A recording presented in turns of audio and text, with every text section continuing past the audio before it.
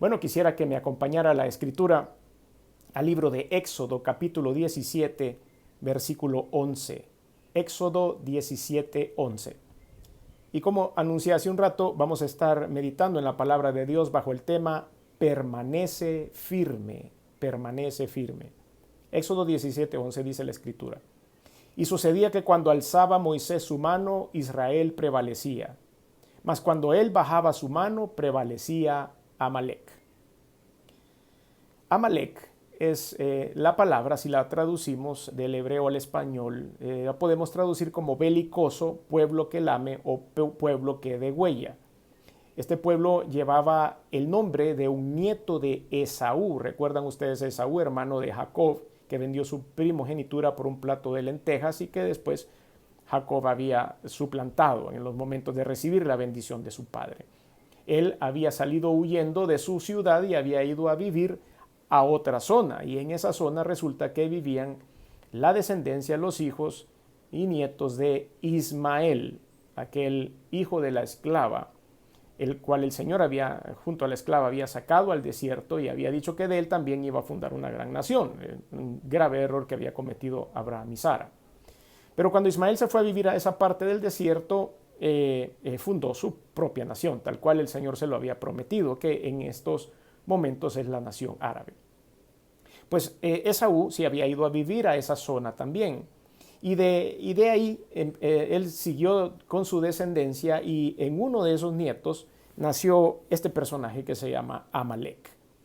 Amalec también era una persona que había sido considerado por el pueblo de Israel como un bastardo, hijo de una bastarda, incircunciso, una persona que no tenía Dios, que no tiene ley ni juicio, que era mentiroso y además era brujo, idólatra, y entre sus especialidades estaba el introducir las dudas en la fe.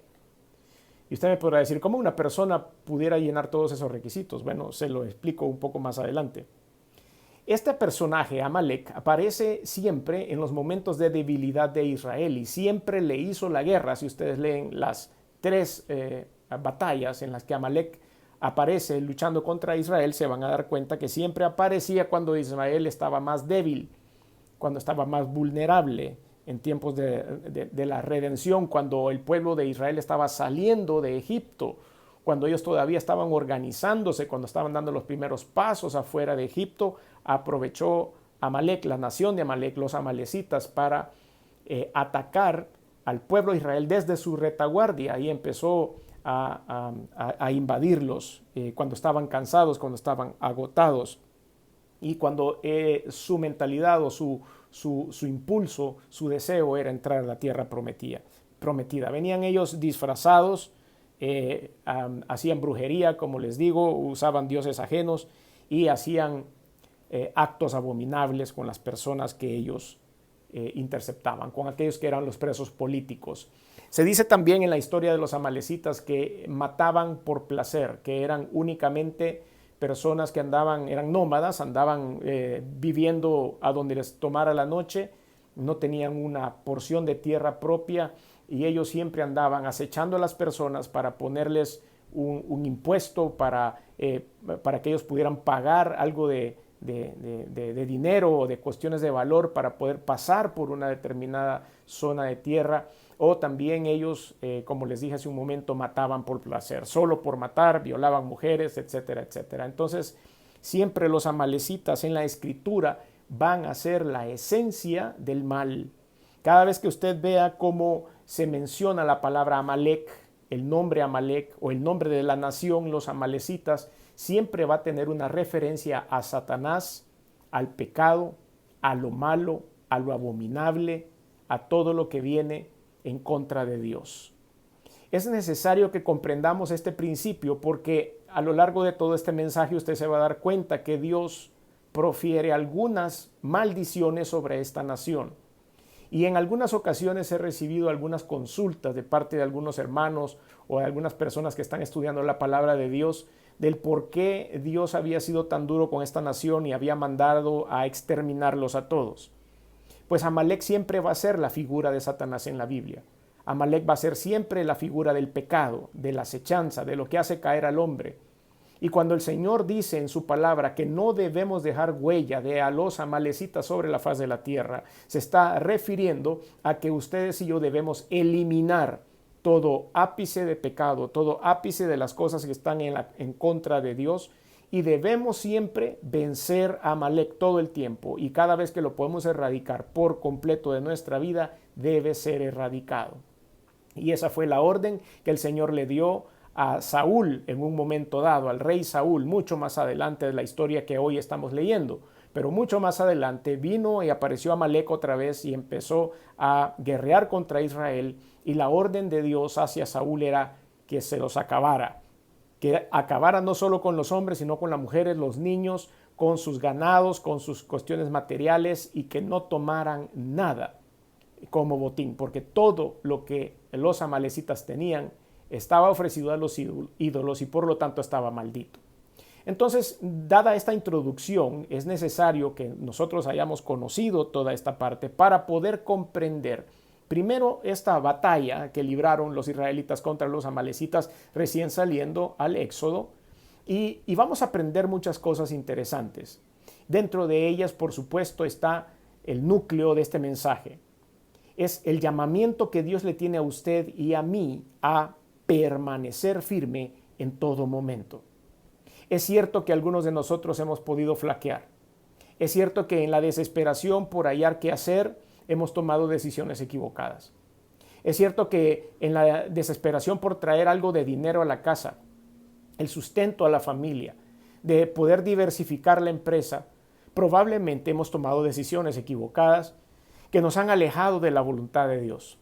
Y muchos quizá estamos pagando las consecuencias de eso.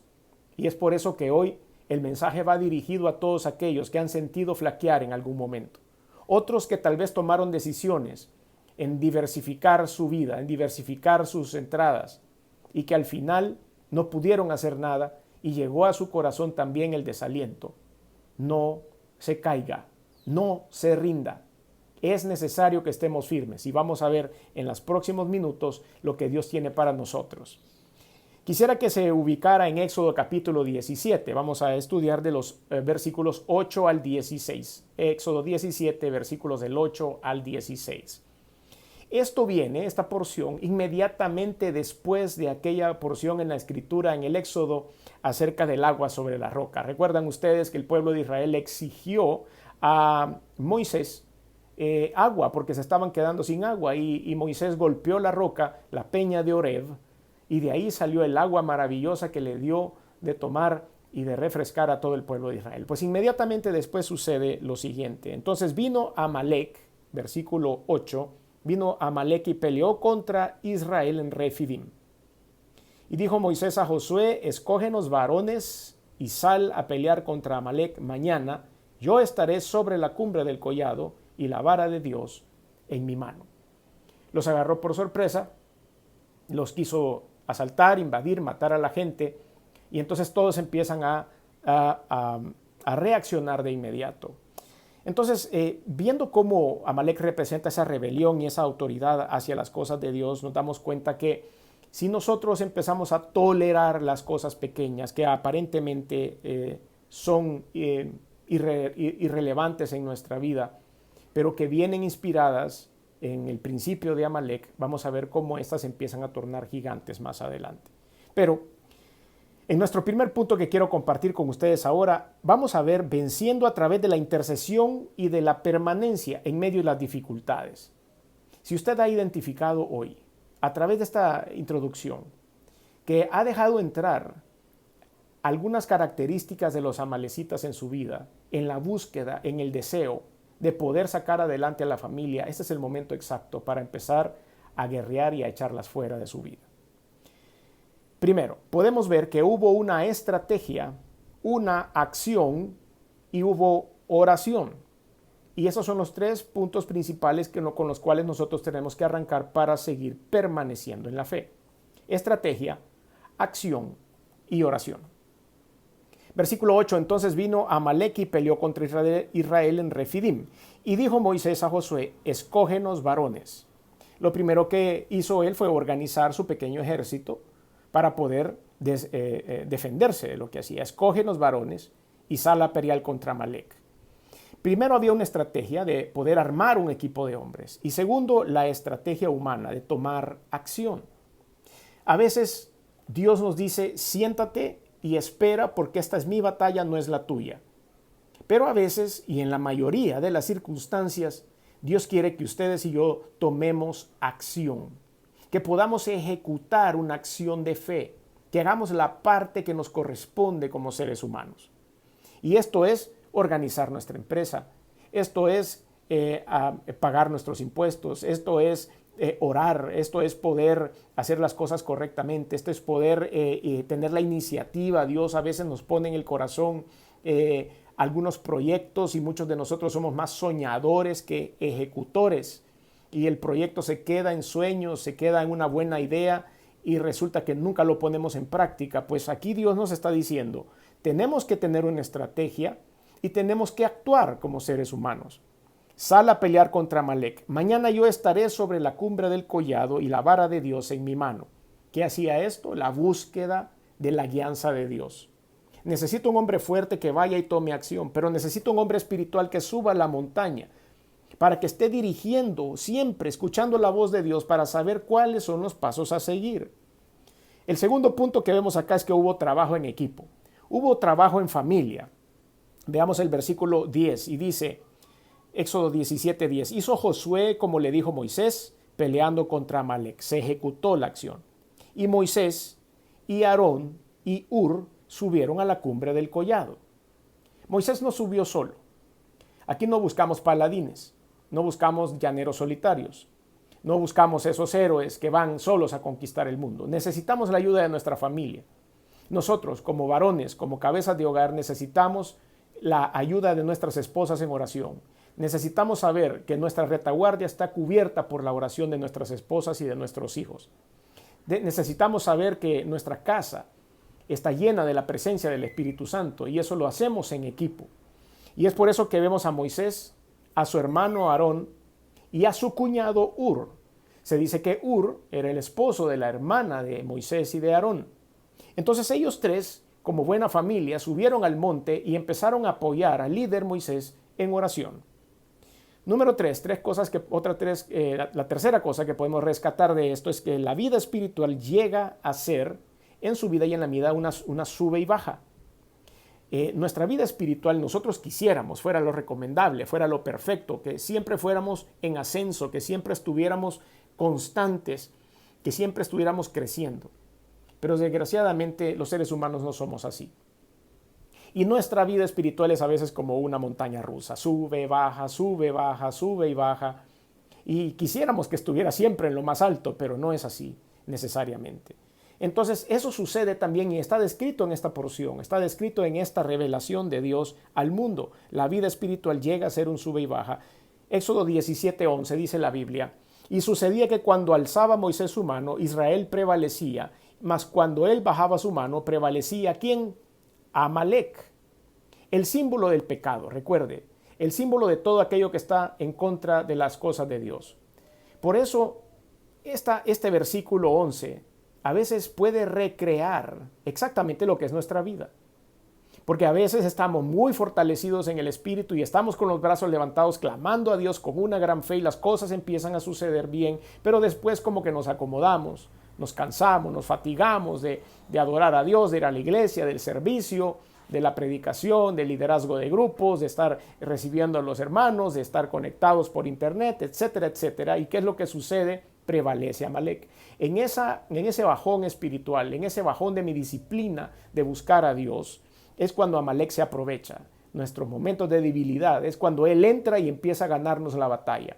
Empieza a meternos cosas en la cabeza, como por ejemplo, estás perdido, estás quebrado, no vas a lograr salir adelante, tus hijos son rebeldes, tu esposa no te quiere, y empiezan a meterle tantas cosas Satanás en la cabeza a uno que empieza a hacer caer la fe. Pero es ahí donde tenemos y necesitamos a nuestro grupo familiar.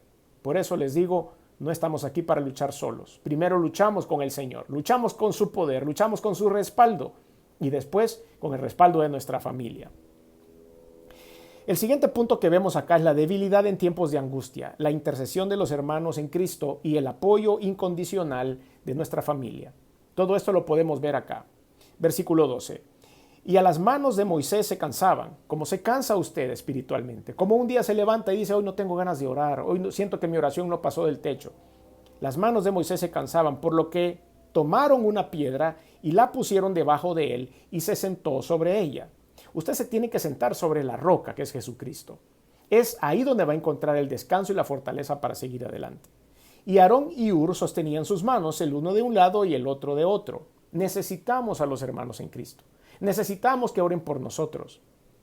Hemos estado activos en la consejería pastoral siempre, a través de alguna plataforma electrónica, por supuesto.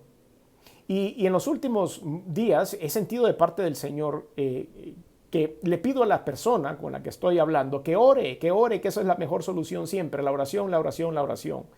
Y hemos hablado mucho acerca del orden de la oración, cómo se debe de hacer. Y la verdad es que no hay un orden específico si es necesario derramarnos delante de la presencia de Dios, pero debe llevar algunos ingredientes necesarios incluidos en la oración, que debe ser la adoración a Dios, el agradecimiento a Dios, el arrepentimiento y la pedida de perdón hacia Dios, la intercesión por los hermanos y por supuesto las peticiones especiales.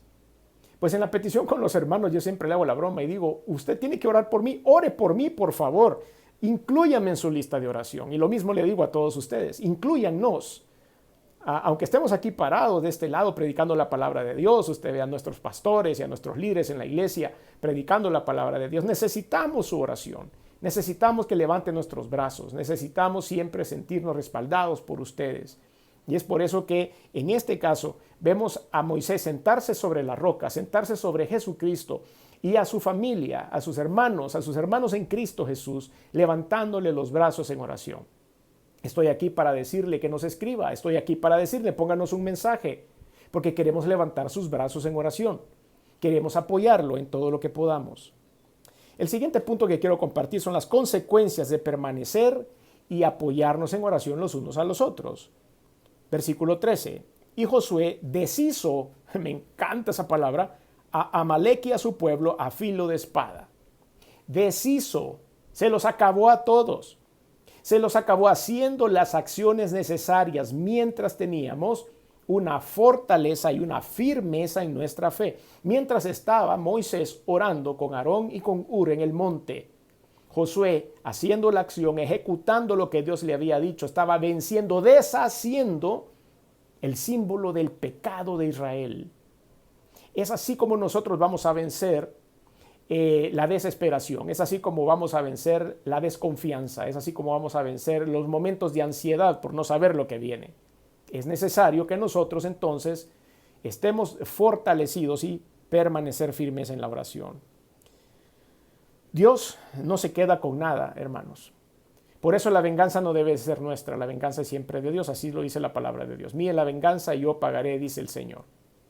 Y aquí vemos en esta oportunidad, en esta historia, que tampoco se quedó con nada el Señor. Versículo 14. Y Jehová dijo a Moisés, escribe esto para memoria en un libro, y di a Josué que raeré del todo la memoria de Amalec de debajo del cielo.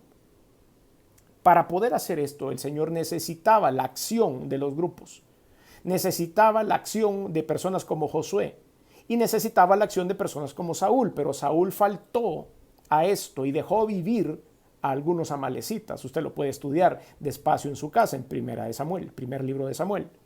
Pero aquí el Señor dictó sentencia contra Amalec. Y si el Señor ha dictado sentencia contra lo que simboliza a Amalec, nosotros tenemos que cumplir lo mismo y tomar acciones para vencer el desánimo y no permitir que Satanás entre a nuestra vida. El estandarte de Jesús en nuestras vidas será ese recordatorio para que usted y yo siempre tengamos que permanecer y no caer. Y no solo eso, no dejar caer a nuestros hermanos en Cristo, a nuestros familiares y sobre todo a nuestro núcleo, a nuestro cónyuge, a nuestros hijos. No podemos dejarlos caer. Y el estandarte que nosotros vamos a tener siempre izado, porque el estandarte es como un banderín grande o como una bandera, que tiene que estar izado en nuestra casa es el estandarte de Jesucristo. Versículo 15, y Moisés edificó un altar y llamó su nombre Jehová Nisi, que quiere decir Jehová es mi estandarte. Y dijo, por cuanto la mano de Amalec se levantó contra el trono de Jehová, Jehová tendrá guerra con Amalec de generación en generación. Y así fue, hasta que Amalec desapareció. No hay en este momento de la historia ningún descendiente de esta nación. El Señor erradicó a los amalecitas de la tierra. Entonces vemos cómo dice Jehová Nisi. Y ese Jehová Nisi, esa palabra, ese nombre que se le ha dado al Señor, es lo que yo quiero que quede grabado en su frente, en su mente, en su corazón, en su pecho en este momento. Jehová debe ser nuestro estandarte. La bandera debe ondear en su casa a través de la oración, a través del trabajo en equipo, a través de la acción, a través de hacer las cosas que Dios quiere que hagamos y de eliminar todas aquellas que a Dios no le agradan. Por eso es necesario que nosotros subamos el estandarte de Jesucristo a lo más alto del asta bandera que está a la entrada de nuestra casa, figurativamente. Es necesario que el Señor pueda declarar tierra conquistada a su hogar, que el Señor pueda declarar tierra conquistada a su familia, que el Señor pueda declarar tierra conquistada a su empresa. En el nombre de Jesús estamos aquí para permanecer. Recuerden que mientras Josué luchaba en el valle físicamente con las espadas, Moisés estaba intercediendo en la montaña. Es importante que tengamos esto claro. Ahora, pasando a la segunda parte de nuestro mensaje, quiero que vayamos a hacernos una interrogante. ¿Qué buscamos en la permanencia? ¿Qué es lo que vamos nosotros a encontrar? ¿Cuáles son los secretos? ¿Qué es lo importante que hay en esa permanencia? Pues yo quisiera que me acompañara ahora al Nuevo Testamento. Vamos a dejar un rato la historia de Moisés, de Josué y de Amalec en Éxodo 17 y vamos a saltar al Nuevo Testamento. Porque tenemos que ver que el mensaje de Dios es constante, es permanente, es inmutable. Y así como pidió constancia y permanencia en esa historia que acabamos de abordar, asimismo hoy en el Nuevo Testamento pide el Señor para usted y para mí la misma permanencia. Así que acompáñeme al Evangelio según San Juan capítulo 8, versículos 31 y 32. Juan capítulo 8, versículos 31 y 32. Dice la Biblia: dijo entonces Jesús a los judíos que habían creído en él, está hablándole a creyentes: si vosotros permaneciereis en mi palabra, seréis verdaderamente mis discípulos y conoceréis la verdad, y la verdad os hará libres. Por eso es necesario que nosotros permanezcamos en el Señor. Es necesario que nosotros escudriñemos su palabra, que estemos en oración. ¿Por qué? Porque si nosotros permaneciéremos en él, dice, seremos verdaderamente sus discípulos. Al conocer la verdad, esa verdad nos dará libertad. Nos dará libertad de entrar en la mentira de Amalec, de caer en su trampa, de caer en sus propuestas equivocadas. Nos dará libertad de tener un corazón desesperado, un corazón ansioso, un corazón con temor. El Señor nos dará esa libertad y es por eso que debemos conocer su palabra. Tal como lo hizo Moisés, nosotros también tenemos que ganar nuestra propia batalla contra algunas cosas que a veces entran sutilmente en nuestra vida. Voy a enumerar algunas de ellas. La primera es las pequeñas desobediencias a Dios. Pequeñas.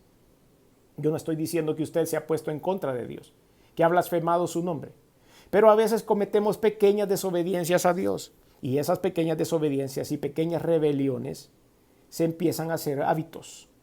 Y tenemos que evitar todo hábito que nos separe de Dios. ¿Qué queremos decir con pequeñas desobediencias y pequeñas rebeliones?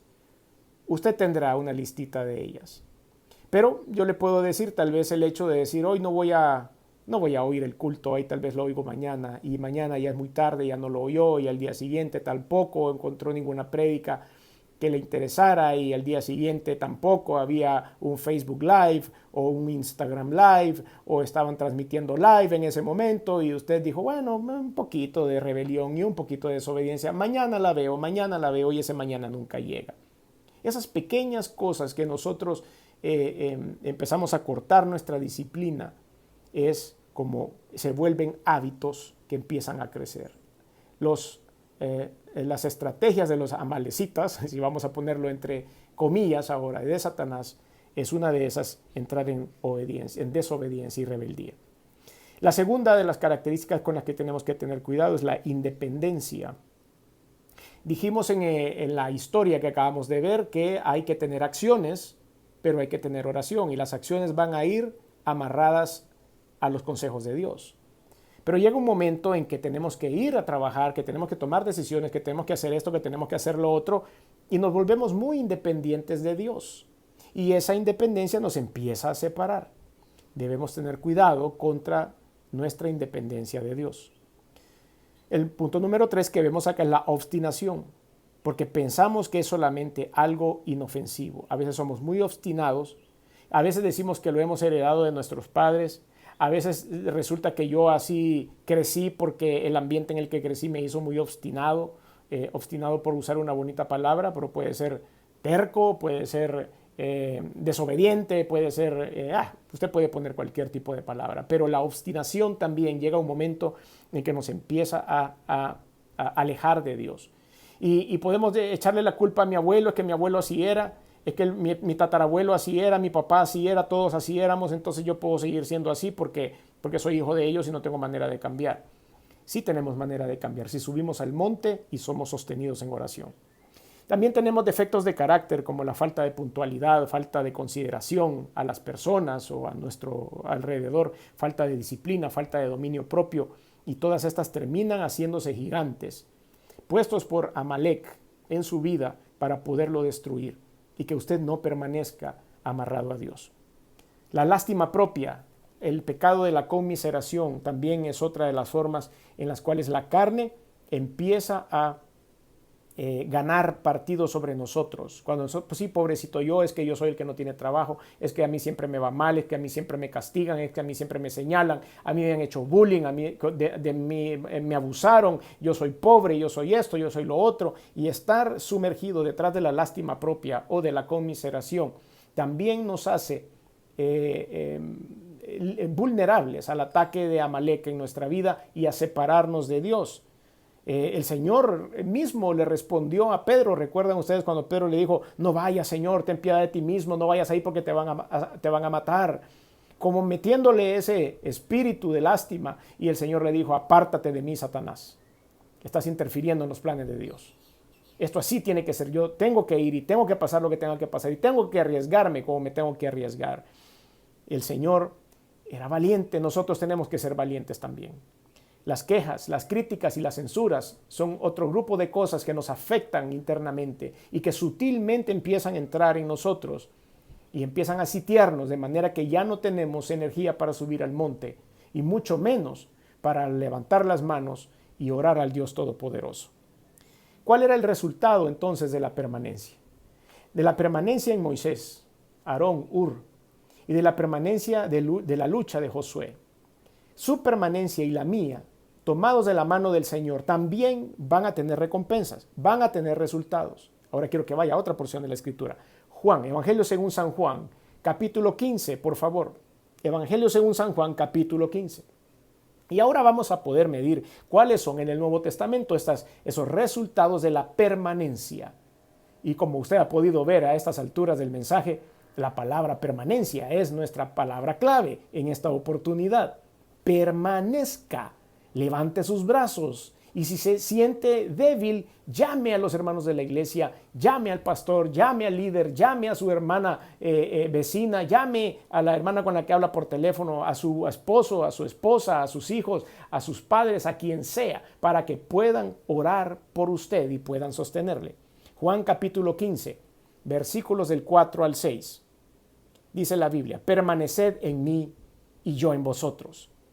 Como el pámpano no puede llevar fruto por sí mismo si no permanece en la vid, así tampoco vosotros, si no permanecéis en mí. Yo soy la vid, vosotros los pámpanos. El que permanece en mí y yo en él, éste lleva mucho fruto, porque separados de mí, nada podéis hacer. El que en mí no permanece, será echado fuera como pámpano y se secará, y los recogen y los echan en el fuego y arden. Yo no quiero estar en el fuego. Yo no quiero estar seco, yo no quiero que me recojan y me boten. Yo no quiero que Dios me descalifique. Yo quiero estar ahí, permaneced en mí y yo en vosotros. ¿Qué significa esto? Significa que vamos a tener la unción, el poder, la presencia del Espíritu Santo en nuestra vida. De que el fruto del Espíritu va a florecer en nosotros, así como ese pámpano va a estar como un fruto joven, como un fruto listo para ser comido. El fruto del Espíritu, recuerde usted, amor, gozo, paz, paciencia, benignidad, bondad, fe, mansedumbre y templanza, van a ser evidentes en su vida si usted permanece amarrado al Señor. La segunda consecuencia es podremos recibir bendición en nuestras necesidades. En el mismo capítulo, Juan 15, pero en el versículo 7 dice la Biblia, si permanecéis en mí y mis palabras permanecen en vosotros, pedid todo lo que queréis y os será hecho. Podemos recibir las bendiciones de Dios. Pedid todo lo que queréis y os será hecho, siempre y cuando, por supuesto, todo esto está dentro de los planes de Dios. Yo no puedo ir a pedir pecado, yo no puedo ir a pedir cuestiones que van a hacerme caer en las características que leímos anteriormente, en todas esas pequeñas características que me van a ir alejando de Dios. Dios sabe lo que usted puede manejar. Dios sabe lo que yo puedo manejar. Y nos va a dar lo necesario para que no nos olvidemos de Él, como dice el proverbio, ni blasfememos su nombre. Es necesario que Dios nos mantenga balanceados. Número 3, recibir y dar amor en Jesucristo. Si nosotros permanecemos en Él, vamos a poder recibir el amor de Dios y lo vamos a poder dar, por supuesto. Juan 15, versículo 10. Si guardareis mis mandamientos, permaneceréis en mi amor, así como yo he guardado los mandamientos de mi Padre y permanezco en su amor. Si nosotros levantamos nuestras manos y no nos cansamos y permanecemos amarrados del Señor y guardamos sus mandamientos, el amor del Señor estará en nuestro corazón y nosotros estaremos listos para repartirlo también. Hay un vínculo perfecto entre Dios y nosotros. Y número 4 es tener el gozo de Dios. Permaneciendo en Jesús, también recibimos en el corazón aquello que ahora hemos perdido. Aquello por lo cual tuvimos que subir al monte. Aquello por lo cual tuvimos que batallar en contra de Amalek. Aquello que nos molesta, que nos pone ansiosos, que nos distorsiona el pensamiento. Juan 15, pero el versículo 11 ahora dice la Biblia, estas cosas os he hablado para que mi gozo esté en vosotros y vuestro gozo sea cumplido. Tenemos que estar siempre tomados de la mano del Señor. Tenemos que estar siempre firmes, permanezcamos firmes en el Señor. Y la contraparte de esto que quiero compartir con ustedes ahora es las consecuencias de no permanecer en Jesucristo. ¿Cuáles son las consecuencias? Ahora quiero que vaya a otra porción de la Escritura, primera de Juan, primera epístola del apóstol Juan, capítulo 2. Y ahí vamos a estar viendo algunos versículos bíblicos que nos van a indicar cuáles son los peligros de no permanecer firmes en la fe, de no permanecer firmes en nuestra oración, de no permanecer firmes en la búsqueda del Señor. Primera de Juan, capítulo 2, versículos 24 y 25. Dice la Biblia, lo que habéis oído desde el principio permanezca en vosotros. Si lo que habéis oído desde el principio permanece en vosotros, también vosotros permaneceréis en el Hijo y en el Padre. Y esta es la promesa que Él nos hizo, la vida eterna. Por lo tanto, si ustedes y yo logramos permanecer, vamos a mantener la gracia de Dios en nuestra vida y vamos a mantener la vida eterna. Vamos a mantener la seguridad de la vida eterna. Es por eso imperativo, es por eso lo principal en su vida, permanecer. Porque si no, podemos tener la consecuencia de perder nuestra vida eterna y la gracia de Dios sobre nuestra vida. Primera de Juan, capítulo 2, versículo 27, dice la Biblia, pero la unción que vosotros recibisteis de Él permanece en vosotros, y no tenéis necesidad de que nadie os enseñe, así como la unción misma os enseña todas las cosas, y es verdadera y no es mentira, según ella os ha enseñado, permaneced en Él. Estamos hablando acerca de la unción de Dios. Y estamos hablando acá que si nosotros permaneciésemos unidos a Dios, tendremos la unción de Dios. Por lo tanto, si yo me suelto de Dios, ¿qué cree? Se pierde la unción, por supuesto. Y es aquí donde quiero hacerle una pregunta. ¿Ha aprovechado usted el tiempo del encierro? ¿Ha aprovechado usted el tiempo de esta cuarentena en la que hemos estado en casa? Hemos tenido tiempo para hacer muchas cosas. Hemos tenido tiempo para alcanzar metas que no habíamos podido alcanzar, desarrollar trabajos en casa que no habíamos podido desarrollar desde hace tiempo. Pero yo quiero preguntarle cómo está su vida espiritual. ¿Cómo ha crecido su vida espiritual en este encierro? Antes poníamos de excusa el tráfico para ir a la iglesia. Antes poníamos de excusa el trabajo para poder ir a la iglesia. Las distracciones diarias, que nos levantábamos muy temprano para ir a trabajar y por eso no podíamos orar, que llegábamos muy cansados por la noche y por eso no podíamos orar, que nos poníamos de rodillas en la noche antes de dormir y nos quedábamos dormidos orando y por eso no podíamos terminar. ¿Recuerda usted todas esas excusas que poníamos? Que la palabra de Dios no teníamos tiempo de leerla porque había que analizarla y a veces no teníamos tiempo para eso. Que podíamos oír nada más una prédica en el tiempo que estábamos metidos en el tráfico. Le puedo decir muchos otros ejemplos. Ahora la pregunta es, todo este tiempo que ha tenido usted en casa, ¿lo ha aprovechado para crecer en el conocimiento de la palabra de Dios?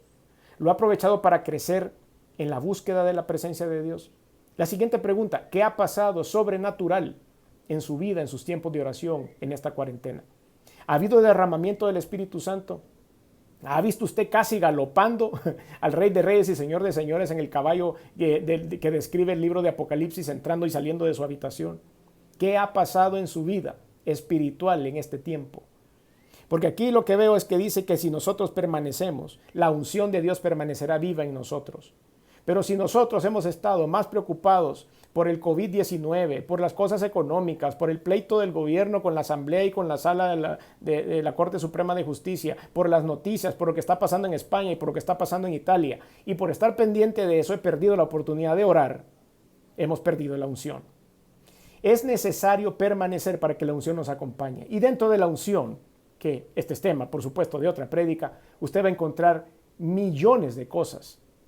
Entre ellas, sabiduría, inteligencia, decisión, estrategia y muchas otras cosas más para que usted pueda echar a andar el motor de su vida. Es por eso que tenemos que buscar la unción. Y una de las consecuencias de no permanecer es la pérdida de la unción. Y como último punto, vemos que una de las características de no estar en esa firmeza y no permanecer es que debe ser una característica de los hijos de Dios. Primera de Juan siempre, pero en el capítulo 2, versículos 18 y 19, y después leeremos solo el capítulo 28, 18, 19 y 28, dice la Biblia: hijitos, ya es el último tiempo, y según vosotros oísteis que el anticristo viene, así ahora han surgido muchos anticristos. Por esto conocemos que es el último tiempo. Salieron de nosotros, pero no eran de nosotros. Porque si hubiesen sido de nosotros, hubieran permanecido con nosotros. Pero salieron para que se manifieste que no todos son de nosotros. Ahora salto al versículo 28. Y ahora, hijitos, permaneced en él, para que cuando se manifieste tengamos confianza, para que en su venida no nos alejemos de él avergonzados. Termino diciendo lo siguiente. Quisiera buscar las palabras más adecuadas para que esto no suene muy fuerte. Pero hay personas que en medio de esta pandemia y con todas las carencias que han encontrado, han vendido su primogenitura, así como Esaú. Han comido un plato de lentejas y por eso han cambiado el rumbo y se han alejado de Dios. Hay muchos que han aceptado ofrendas de religiones que profesan un Dios distinto al nuestro, que profesan y adoran a otros dioses, pero que su situación precaria los ha hecho cegarse, los ha hecho dejar de permanecer en Jesucristo y entonces poner sus ojos en nuevas doctrinas. Quiero decirte, hermano o hermana, amigo o amiga que te has conectado hoy, no vendas tu primogenitura por un momento de dificultad. Permanece firme en Jesucristo. Porque aquí bien dice la palabra de Dios, estaban con nosotros, pero no eran de nosotros, y el Señor les llama anticristos. No dejes que tu miseria te haga caer en una separación con Dios. No dejes que tu miseria haga que te separes del verdadero Dios, que pierdas tu vida eterna, que pierdas tu salvación y que seas tomado como un extraño dentro de la familia de Dios. Es necesario que permanezcamos firmes en nuestra fe. Es permanecer siempre conectados en oración con Dios, pase lo que pase, en las buenas y en las malas, en los momentos de dificultad, en los momentos de felicidad. Tenemos que estar tomados de las manos del Señor. Es importante que ustedes y yo permanezcamos firmes en la fe. Retomamos esa historia de Moisés. orando en el monte y de Josué luchando en el campo de batalla. Es necesario que tengamos una estrategia. Es necesario que hagamos trabajo en equipo. Es necesario que tomemos acción, pero es necesario también que la acción que tomemos la hagamos basada en haber estado en la presencia de Dios. Subamos al monte. Vamos a tener una montaña rusa de emociones. Vamos a tener una montaña rusa en nuestra vida espiritual. Así somos los seres humanos. Eso no lo vamos a poder evitar. Pero que siempre estemos rodeados de las personas correctas para que nos sostengan en oración, para que nos respalden, para que nos ayuden, que nuestra familia siempre esté ahí, que no seamos llaneros solitarios, que no creamos que nosotros somos los grandes campeones, que vamos a poder hacerle frente a esta situación, primero sin la ayuda de Dios y segundo sin la ayuda de nuestros semejantes. Es necesario que permanezcamos firmes en la fe. Dios tiene grandes cosas para ti. Dios tiene cosas maravillosas para ti y es por eso que hoy quiero invitarte a hacer un paso de fe, a dar ese paso en el cual le estás diciendo a Dios que venga a tu vida y sea tu Señor y tu Salvador, para que puedas libremente subir al monte y levantar tus brazos en adoración a Él y Él pueda dictarte lo que tienes que hacer a tu vida. Por eso te hago esta invitación, para que ahí donde estás puedas tener una oración que yo te voy a acompañar, porque yo no te puedo perdonar los pecados, ni tampoco te puedo dar la vida eterna, pero hemos leído que Dios sí lo puede hacer. Yo lo único que puedo hacer es hacer esta oración contigo. Y tú de corazón le dices al Señor, quiero que seas parte de mi vida. Cierra tus ojos ahí donde estás y di conmigo, Señor Jesús, reconozco que soy pecador. Reconozco que he hecho algunas cosas que no han sido de tu agrado. Me arrepiento, perdóname. Reconozco que veniste al mundo hecho hombre, que te colgaron en una cruz y que la sangre que derramaste ha sido para limpiar mis pecados. Reconozco que resucitaste el tercer día y que estás sentado a la diestra de Dios. Por lo tanto, hoy abro mi corazón y te recibo en él como mi único y suficiente Señor y Salvador. Guía mi vida y ayúdame, apóyame para permanecer fiel a ti. En el nombre de Jesús. Amén y amén.